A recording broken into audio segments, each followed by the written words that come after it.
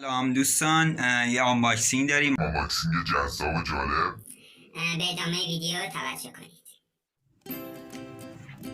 خب دوستان، یه انباکسینگ داریم، میکروفن و سری جدا کننده میکروفن و هدفون که برای گوشی ها مناسبه. تقریبا همه گوشی ها اینو لازم دارن که میکروفن ها بهشون وصل بشه.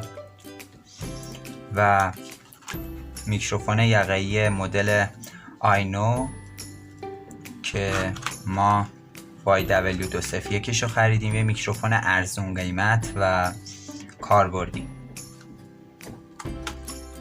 خب میریم سراغ انباکس. ابتدا اینو انباکس میکنیم، این نیاز نیست.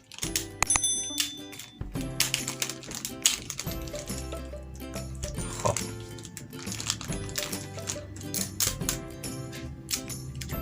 بذاریم این ور. اوه یادم رفت، ببخشید.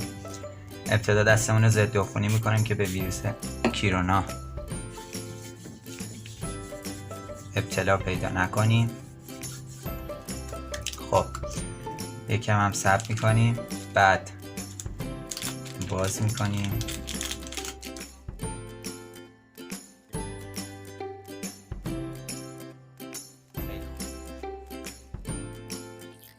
خب میریم سراغ این. خب اینش رو باز میکنیم و خب بازش میکنیم و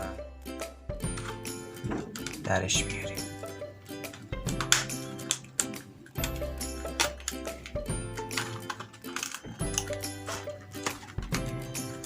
چسبم زدم.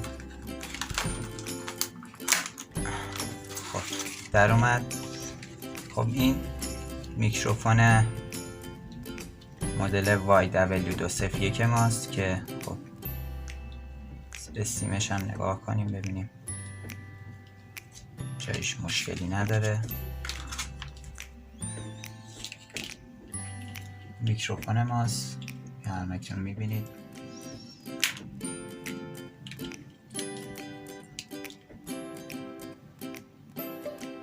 گیره یقه،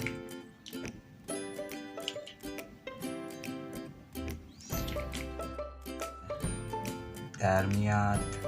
سری دقیقه بفرمایید و میری توش براحتی. خب انباکسینگ این هفته تموم شد. تا دیداری بعد، بدین.